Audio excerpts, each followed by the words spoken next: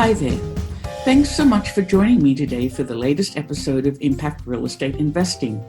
My guest today is Harriet Tregoning, the director of Nemo, the New Urban Mobility Alliance. As a self-described planning geek and transport nerd, Harriet is a veteran smart growth advocate.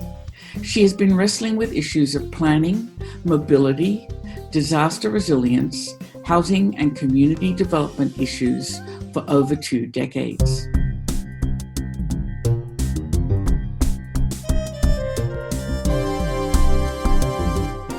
In her work, she has focused on resilience in the face of disaster and challenge, including the changing climate and equity in transportation and access. Be sure to go to evepicker.com to find out more about Harriet on the show notes page for this episode, and be sure to sign up for my newsletter so you can access information about impact real estate investing and get the latest news about the exciting projects on my crowdfunding platform, Small Change. Hello, Harriet. I'm really honored to have you on my show today. It's my pleasure. I've been really looking forward to it. Great. You have said for many people, change is a really difficult topic. And you actually said, I can't say I love it myself in my own neighborhood. And it sounds to me like change has been a theme in your career, like from planning director in DC to director of HUD's Office of Economic Resilience, and now heading up the New Urban Mobility Alliance. So you've wrestled constantly with what could be better and what should come next. And right now, the huge change we're all confronting is driven by this pandemic. I'm wondering what the thread is that you see emerging around COVID-19, this pandemic, and transportation issues. Well, I think the link has been really an important one. And I think the pandemic has revealed both the vulnerability of our transportation system and pointed out who is not being well served, how transit is vulnerable and yet essential, but also highlighted that while there are some risks to being close together, that it's also essential in many ways to have things and people that you need near you.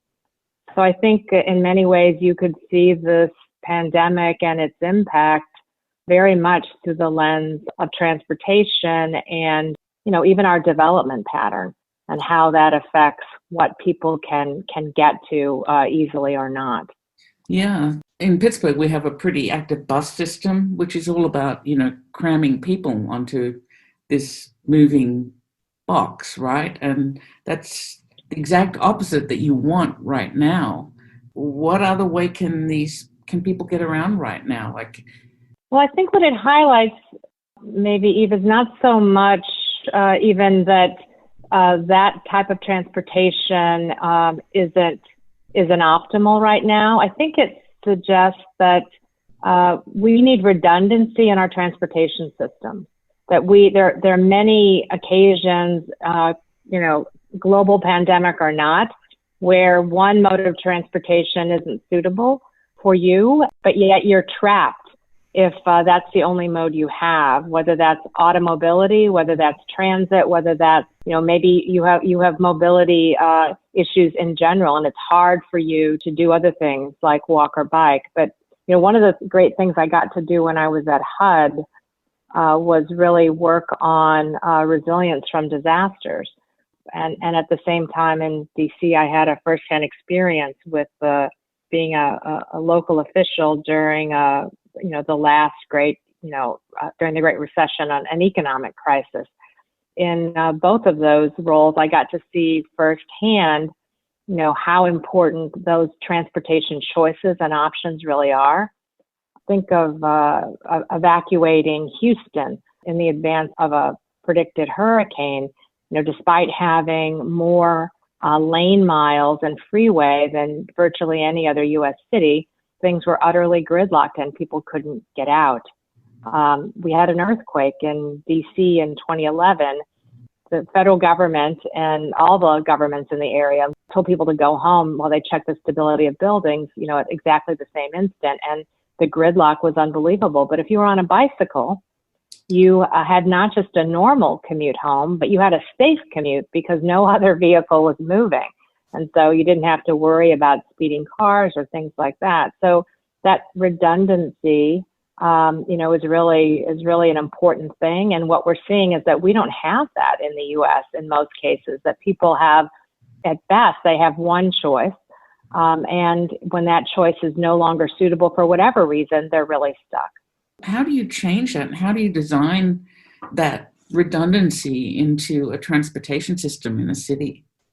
Well, one of the great things, that's true about the moment we're in right now is both the technology and some degree of electrification have provided us with a lot of additional choices that can either substitute for or better complement the transportation that we already have.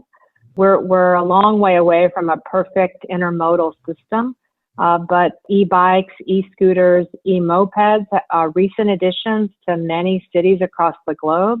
And those additions can cover a range of trips from, a few hundred yards to on an e-bike, you could easily go 7 or 10 miles without breaking a sweat. Those options are really new things in cities in a lot of ways. And so having those to help you get more easily to a transit stop or help you get from a transit stop to the place that you need to go. Bikes can be great because they can carry cargo. And probably electric cargo bikes are one of the fastest growing types of individual transportation that's out there. Some places, Germany, for example, have seen unbelievable increases in e-bikes. I have to say, I'm a proud e-bike owner myself as of last summer. It's really game changing and super fun as a way to get around. So I think that making provisions for walk, bike, and micro mobility on our streets where people don't have to be in fear of their life from fast moving vehicles is really critical. Probably in my mind, that's the real issue. These solutions like e-bikes and e-scooters and e-mopeds are all fabulous, but it's the traffic on the street and a cultural shift that really has to happen maybe as much as these solutions, right? You've really hit the nail on the head with that comment. It's absolutely true that there's a lot of latent demand for that sort of transportation, but people are totally fearful about riding in mixed traffic with automobiles. And so I think it's really up to city planners and transportation departments to provide those safe facilities. And, it's absolutely been demonstrated that if you build it, people will use them. Yeah. Those things are really important. I could give you another example from when I was a local official during the recession. We saw hundreds of cars drop off the DMV rolls in DC. I was afraid people were fleeing the jurisdiction, but it turns out they were dialing down their transportation costs because they could.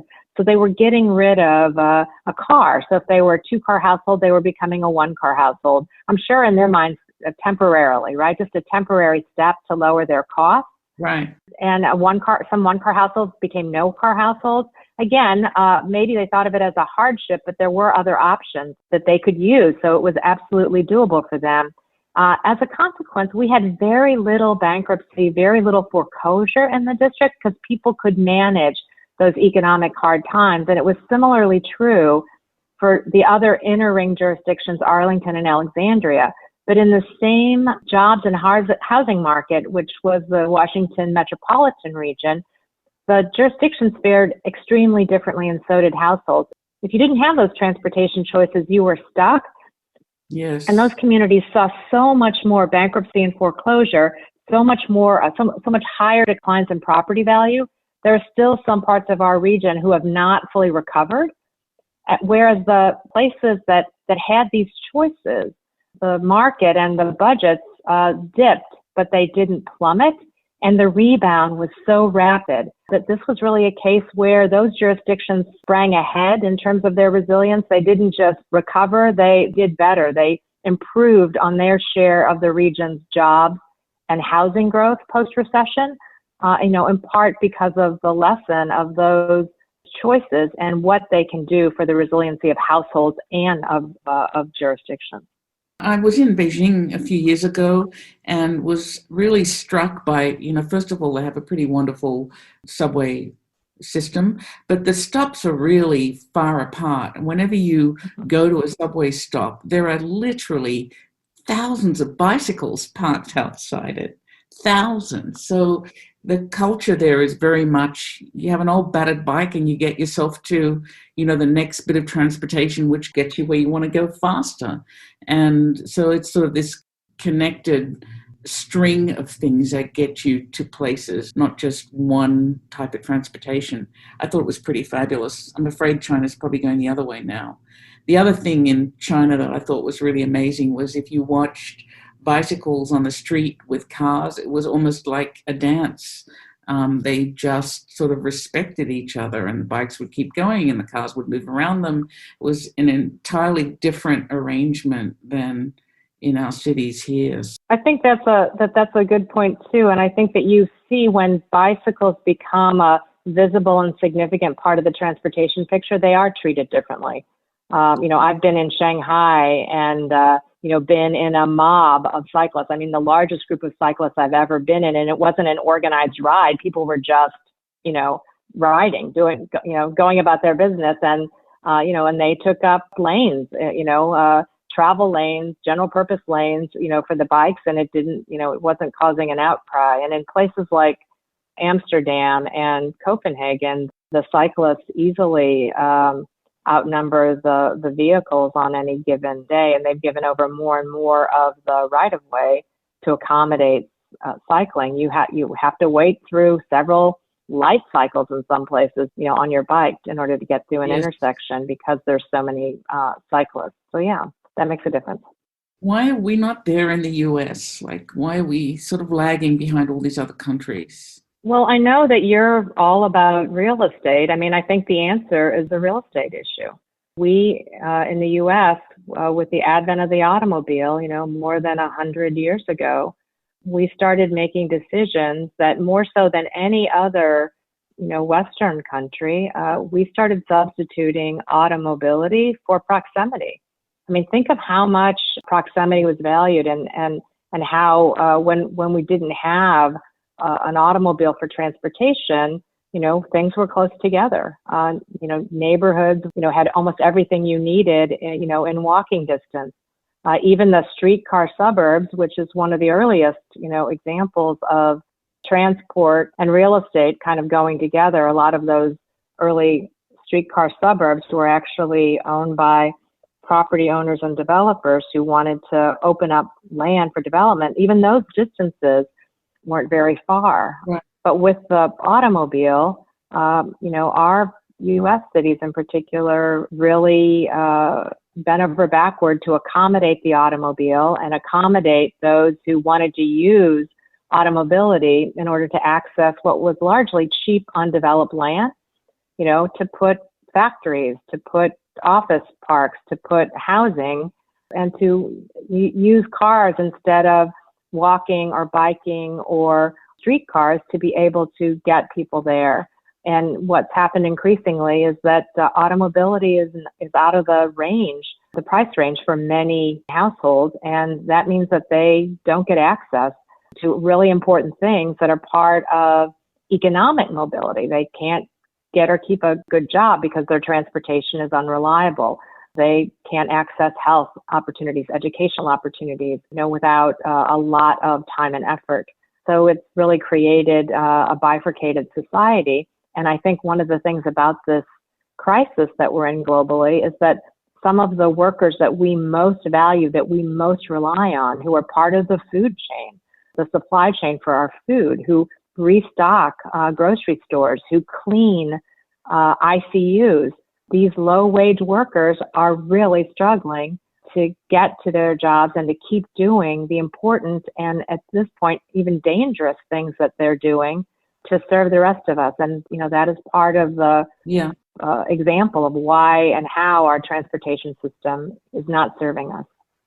And I think also in terms of real estate, 30 years ago, people did not live in cities. So cities have really seen a pretty significant comeback. And in places like San Francisco, especially, it is out of reach of those workers to be living in the city.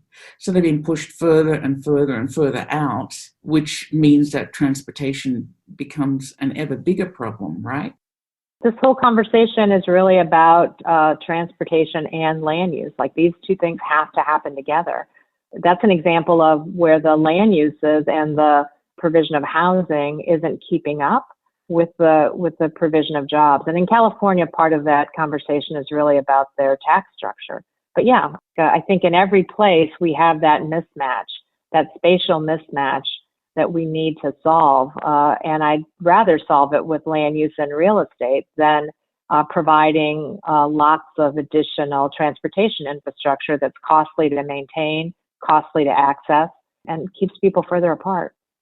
Yeah, I mean, I read an article recently in Strong Towns, I think it was an older one, but about the parking requirements for a retail space, which sort of drives that space to become a little bit of a strip mall. And obviously, the more parking a small retail space has to provide, the more they seek cheaper solutions, which again, probably further out of the city. All of those decisions, all the parking requirements, all the decisions that are sort of burdened on land use just make the problem exponentially worse. So, if you waive those parking requirements for a small business so that they could locate in the heart of a small main street, then they'd be within walking distance of a lot of people. And I think that's right. And I think that the parking requirements, which, one of my heroes is Don Shoup, who's written a wonderful book called The High Cost of Free Parking. And his researchers, the students and graduate students at UCLA, have basically identified that there are 6 to 9 parking spaces for each and every automobile in the U.S., which is horrifying to kind of contemplate. And that, at any given moment, that parking isn't being used, right? And when retailers provide parking, what they want is, parking for, Black Friday. They want the peak of the peak parking, which means that any other time it's mostly not being used. So I think smart cities, are lowering parking requirements, requiring shared parking, so that the time of day uses can be shared. So an office building and an apartment building, might be able to share parking, or a movie theater and and an office might be able to share parking. And they're also decoupling the parking. So if I don't want to have to pay as part of my apartment rent for a parking space because I can get by without a car, I don't want to have that parking included. And I don't want to have to buy a house or a condo where that is necessarily included either. I'd like to be able to purchase those things separately, only if I need them. So all those things that cities are doing to decouple parking and to be smarter about it means that they're producing less parking going forward. And almost everyone who's looking at the future of travel is also thinking that we will have less individual car ownership in the future, and also less need for parking, because right now, not only is parking wasteful, but we don't drive cars that much. Our average in the U.S. is 5% of the time, on average, the cars are being driven, while 95% of the time they're not being driven. If you were in some other business, you'd say, oh my gosh, that's not an asset utilization. That's very good. I should be trying to be more efficient. So I think that's also the future. And then, of course, as parking requirements are reduced, you're freeing up land, much needed land for affordable housing and, other things like that are close into jobs. So it really big issues. So, yeah. So what's your background and what path led you to all of this? So I studied civil engineering in school, but I've been essentially pretending to be a planner for more than 20 years, really. And I have to say, I was probably a reluctant planner. I admired planners very much, but, I wasn't necessarily trained in it. And my first job, my first official planning job was actually to be the Secretary of Planning for the state of Maryland. I had worked with an organization you might know, the Urban Land Institute. Oh, yes. When I was at the Environmental Protection Agency to help create a national smart growth movement, because from my perspective, sitting at EPA, we were kind of swabbing the deck of the Titanic to worry about what was smaller and smaller amounts of pollution coming out of tailpipes and smokestacks, and utterly ignoring the changing use of the land, that more and more land was being converted to roads and driveways and parking lots, and, making watersheds impervious and causing lots of runoff. And even though automobiles were getting more efficient in terms of fuel and economy and pollution, that people were driving more every year. So, and EPA was doing absolutely nothing to address those issues. So from a pollution perspective, I thought if we could figure out a way to have more compact development. So in the course of doing that, I actually became completely impassioned about the idea of returning to a historical development pattern that was 6,000 years old, the walkable neighborhood, and that so many people would benefit if we had more walkable neighborhoods. It wouldn't be a rarity and an expensive amenity that only a few could afford, but if we had it for everyone, we'd be healthier. Our transportation would be a lot more affordable. It wouldn't be nearly so expensive to serve people from a government perspective and maintaining infrastructure. We'd save farmland and forest. We would reduce pollution and greenhouse gases.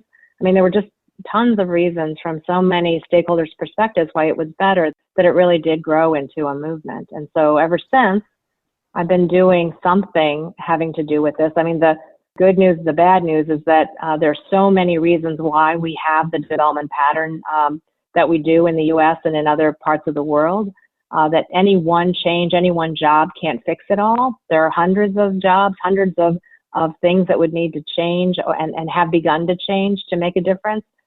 So that there are lots of jobs that I could be in and play a role in that change, and have held a lot of those different jobs, whether it's doing disaster recovery at the federal level, or sitting on the board of our transit agency, or being the head of planning for a state or for a city, and now at an advocacy organization that really focuses on all the different stakeholders in transportation. Yeah, no, I agree with you. And I'm doing my little bit with small change and trying to support projects that make a difference in the same way. I've been fortunate with this podcast to interview really amazing people tackling these issues in so many different ways. It's absolutely astounding. So do you think we're better off than we were when you started thinking about this decades ago? I think we are. I think that, as you mentioned, the comeback in cities, the increase in walking and biking in a lot of our cities, the increase in transit use, relatively speaking, I would say we've hit the peak and declined, and obviously transit is on life support at the moment with this particular global pandemic. But transit as a value add for real estate has also been amazing. I find it wonderful that there's now something like a walk score that people look at when they're deciding where to site an office or where to buy a house or rent an apartment, to look at what's the stuff within walking distance, how convenient is my neighborhood going to be. So yeah, I think that we're definitely making progress. We have a long way to go, to make it normative in the U.S. for these choices to be ubiquitous and everyday. But I think every crisis that we've had, whether it was the Great Recession or what we're in the middle of now, point to some of the benefits of proximity. And I think we'll see more of that when we come out of the health part of this crisis and start really looking at the impacts on the economy. And my hope is that we can do more to provide that infrastructure that will make it safe and comfortable for people to use the transportation choices that should be available to them, the walking, the biking, the micromobility, the transit, that we'll continue to think about trying to put the things that people need closer to them. And I think telework is going to be a much bigger part of our future employment picture. And that also means that on any given day in any ostensibly residential neighborhood, there's going to be an office building's worth of workers, in that neighborhood, needing coffee, needing, a place to meet people for lunch, needing a place to get out of the house and do some work. And hopefully that will encourage more mixed use and even those currently residential only neighborhoods. Yeah, so a real loosening up of zoning as well that can really help make better cities for everyone, right? Yeah, absolutely. So I have a wrap-up question for you, and that's what's next for Nemo? Well, Nemo is definitely looking at both responding during this crisis, but also looking at what's coming. A lot of the micromobility that have entered markets in the last couple of years, have brought some new choices to residents, but they have come in as pure market players, when in fact micromobility might be a great thing for employers who can't fill certain types of jobs to be offering to those workers. It might be that cities are interested in using micromobility to help people better access transit or to be a substitute when transit isn't running for whatever reason, and really think of more integration of these new choices with the existing public transportation system. So I think those opportunities are there. Those have not been the business model that a lot of these new entrants have been using, but we're working with some folks right now to talk about how employers, hospital employers, grocery employers are really interested in helping their workers get to their place of work, and that having dedicated fleets of micromobility vehicles, whether those are e-bikes or e-scooters or e-mopeds, those might be really great choices for them. And I think they'll find that that's true not just in the crisis, but after. And I think that's also true for transit agencies. If we could integrate the payment across different types of transportation, you pay once and you can you can have a number of choices for how you get from the place where you are to the place you want to be, even if those trips involve an e-bike and then a train and then a scooter at the other end. That if those were all part of a seamless transportation experience, a lot more people would be doing it. And you could bundle trips in a way that really create value and incentives for the rider, for the person needing the transportation. So this is sort of the perfect storm for transportation and technology, and maybe this horrible pandemic will kind of move it all forward more quickly and we'll see something good come out of it. Yeah, and I think the data that all of these new options are generating is a whole nother thing that we haven't been getting from, we don't know nearly as much about individual car movements as we know about transit and about these technology-enabled micromobility devices. So that tells us a lot about who's traveling where and when, and where there are big gaps where people don't have access, and how that access, this crisis has really highlighted how really important that is, whether it's to grocery stores or to hospitals or to critical places of work. So yeah, that's the thing I think we're going to be focusing on. Well, thank you very much for talking with me today. I can't wait to see what comes next. Thank you so much. It's really been a pleasure. I'm really happy to have done it. Okay, thank you. Bye. That was Harriet Tregoning, the director of Nemo, the New Urban Mobility Alliance. While she calls herself a reluctant planner, planning has been the full frontal focus of her career, as she has tugged and wrestled with issues of how to make our country better, more sustainable, and more equitable. Harriet believes good transportation policy is good land use policy.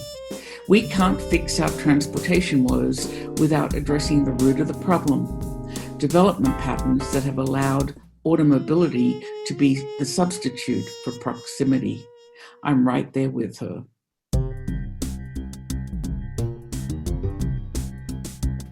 You can find out more about impact real estate investing and access the show notes for today's episode at my website, evepicker.com.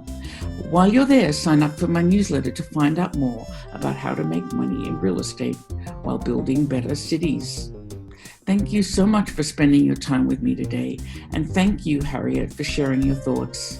We'll talk again soon, but for now, this is Eve Picker signing off to go make some change.